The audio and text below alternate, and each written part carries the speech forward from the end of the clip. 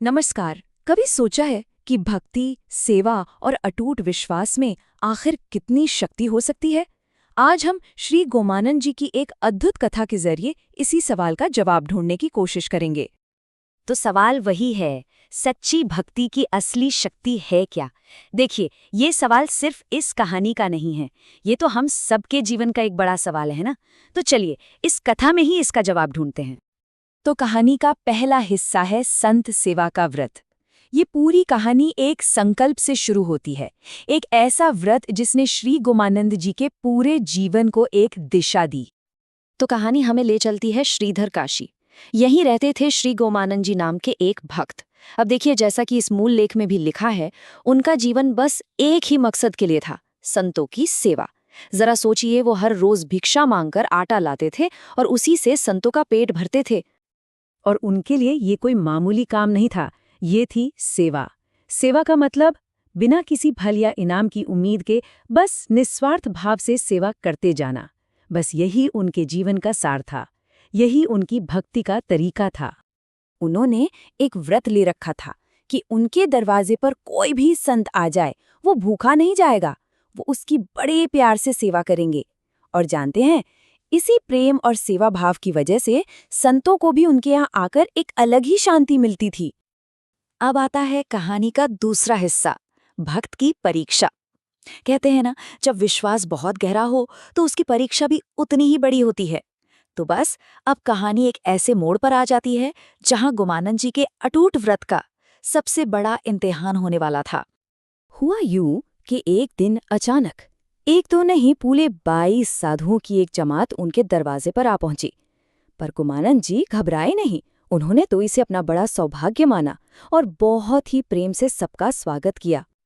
उन्होंने हाथ जोड़े और पूरी विनम्रता से संतों से कहा, देखिए, मेरे पास तो भिक्षा में मिला हुआ आटा है, इसमें सभी तरह के अनाज मिले हुए हैं।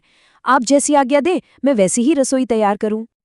ये सुनकर एक संत बोले कि उनकी तबीयत जरा नासाज है, इसलिए वो तो सिर्फ गेहूं की रोटी ही खाएंगे।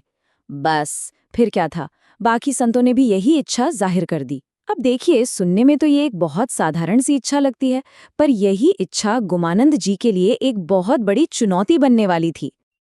अब आता है कहानी का तीसरा भाग, चिंता और निराशा। जैसे ही गोमानंद जी ने संतों की ये इच्छा सुनी, उनके तो मानो पैरों तले जमीन ही खिसक गई। और यहीं से शुरू होता है उनके मन का असली संघर्ष। अब मुश्किल ये थी कि उनके पास गेहूं का आटा था कितना, सिर्फ 1 सेर, मतलब करीब करीब 1 किलो। अब सोचिए, 1 किलो आटे में 22 लोगों का पेट कैसे भरता? ये तो बिल्कुल ही नाकाफी था। वो फौरन बाजार की तरफ भागे, एक एक दुकानदार के पास गए, सबसे उधार पर सामान मांगा, लेकिन हर जगह से उन्हें निराशा ही मिली। किसी ने भी उन्हें उधार देने से साफ साफ मना कर दिया। अब उनकी जो चिंता थी, वो धीरे धीरे निराशा में बदल रही थी।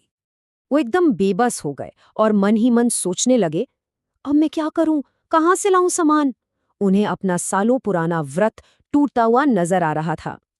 और अब आता है कहानी का सबसे अहम हिस्सा, ईश्वर का आगमन। कहते हैं ना कि जब भक्ति सच्ची हो तो भक्त की पुकार ईश्वर तक पहुंच ही जाती है। और हाँ, इस कहानी में भी बिल्कुल ऐसा ही होने वाला था। अपने भक्त को इस तरह चिंता में डूबा हुआ देखकर भगवान श्री राम का दिल पिघल गया।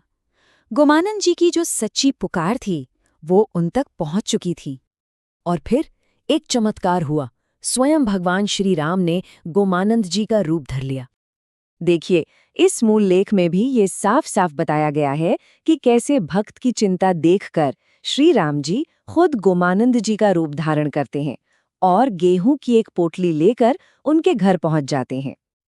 तो भगवान गोमानंद जी के रूप में उनकी पत्नी के पास पहुंचे। उन्होंने पत्नी को गेहूं की बोरी दी और बोले, इसे जल्दी से साफ करवा के पिसवा लो और बड़े प्रेम से रोटी बनाकर संतों को प्रसाद खिलाओ। और अब कहानी का 5वां और आखिरी भाग, चमत्कार और सीख। अब कहानी उस पल पर आ गई है जहां इस चमत्कार का राज खुलता है और हमें इस कथा का असली मतलब समझ में आता है। उधर असली श्री गोमानंद जी बाजार से थके हारे, बिल्कुल निराश होकर घर लौट रहे थे। उनके मन में तो बस यही चल रहा था कि वो संतों को जाकर क्या जवाब देंगे। लेकिन जैसे ही वो घर पहुंचे, उन्होंने देखा कि रोटियां बन रही हैं वो तो हैरान रह गए। जब उन्होंने अपनी पत्नी से पूछा तो पत्नी ने भी बड़े आश्चर्य से कहा, अरे अभी तो आप ही गेहूं लाकर दे गए थे और कहा था कि पिसकर रोटी बना लो, इतनी जल्दी भूल भी गए। पत्नी की ये बात सुनते ही गोमानंद जी की आंखों के सामने सब साफ हो गया। वो सब समझ गए, उनकी आंखों में आंसू आ गए। उन्हें एहसास हो गया कि स्वयं भगवान ने आकर उनके व्रत की लाज रखी है। तो इस पूरी अद्भुत कहानी से हमें सीखने को क्या मिलता है? पहली बात, सच्चे विश्वास की परीक्षा होती ही है। दूसरी, निस्वार्थ भाव से की गई सेवा का फल वो कभी न कभी जरूर मिलता है, भले ही किसी ऐसे तरीके से मिले जिसकी हमने कल्पना भी न की हो। और पता है, इस घटना के बाद उस पति पत्नी का संत सेवा में विश्वास और भी ज्यादा पक्का हो गया। तो ये कहानी हमें एक सवाल के साथ छोड़ जाती है कि निस्वार्थ सेवा का असली फल आखिर होता क्या है? शायद वो कोई दुनियावी चीज नहीं, बल्कि ईश्वर के साथ एक गहरा नाता और एक ऐसा विश्वास है जो कभी टूटता नहीं।